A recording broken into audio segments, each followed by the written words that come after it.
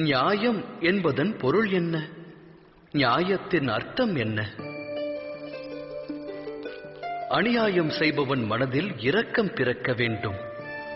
அதை அனுபவிப்பவன் நடவடிக்கை அநியாயத்தின் பிரதிபலிப்பாய் மாறாதிருக்க வேண்டும்.